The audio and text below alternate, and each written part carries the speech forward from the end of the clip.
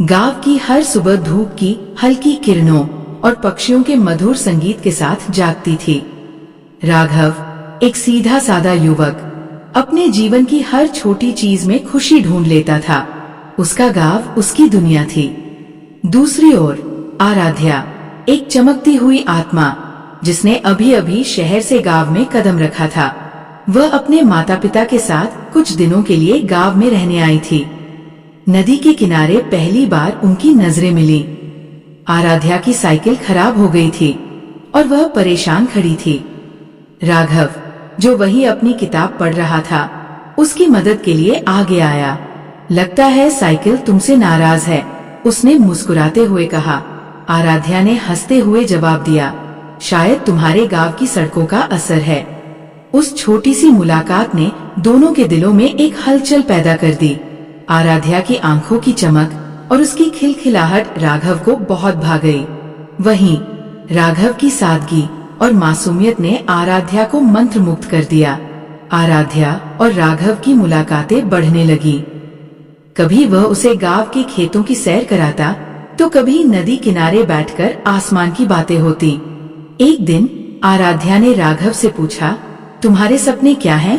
राघव ने मुस्कुराते हुए जवाब दिया, मेरा सपना बस अपनी छोटी सी दुनिया को खुश रखना। और तुम्हारा? आराध्या ने आसमान की ओर देखते हुए कहा, मैं एक दिन दुनिया घूमना चाहती हूँ, हर जगह की कहानियां जानना चाहती हूँ। राघव ने उसके सपनों को सुना और मन ही मन सोचा, काश मैं भी उसके सपनों का हिस्सा बन पाऊं। बारिश का एक खुशनुमा दिन था। गांव में हरियाली और ठंडी हवाओं का मौसम छाया हुआ था। राघव और आराध्या एक पुराने बरगद के पेड़ के नीचे बैठे हुए थे। बारिश की बूंदें उनकी हथेलियों पर गिर रही थी। राघव, आराध्या ने कहा, तुम्हारे साथ बिताए ये पल मेरी जिंदगी के सबसे खूबसूरत पल है। राघव ने उसकी आंखों में झांकते हुए कहा, अगर तुम्हारे साथ जिंदगी बिताने का मौका मिले तो मैं खुद को सबसे खुश नसीब मानूंगा।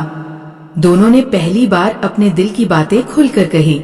प्यार की मिठास उनके चेहरों पर झलक रही थी।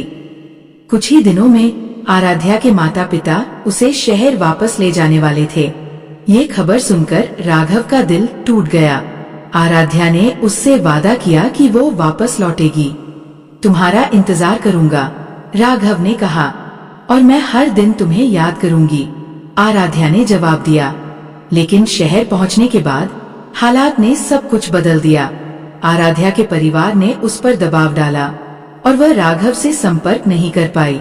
राघव हर दिन उसी नदी के किनारे उसका इंतजार करता, लेकिन समय के साथ उसकी उम्मीदें धुंधली होने लगी।